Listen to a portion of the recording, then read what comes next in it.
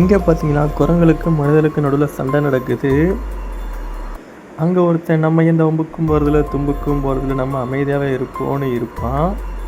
அதான் சாக்குன்னு அந்த குரங்கு அவன் கழுத்துலேயே ஒரு கடியை போட்டுருது. இதை பார்த்த நம்ம ஹீரோ அவனுக்கு ஹெல்ப் பண்ணலான்னு அந்த குரங்கு கழுத்துலேயே ஒரு அடியை போட்டுட்டு ப்ரோ உயிரோடு இருக்கீங்களான்னு கிட்டே போய் பார்ப்பான். இதை பார்த்து அந்த குரங்கு உடனே டேய் நீயும் அவன் கூட்டாளி தானா அப்படின்னு சொல்லிட்டு நம்ம ஹீரோவை அந்த குரங்கு கடிக்க வர எப்படியோ நம்ம ஹீரோ அதை சமாளித்து அந்த குரங்கை தூக்கி எறிஞ்சிடுவான்.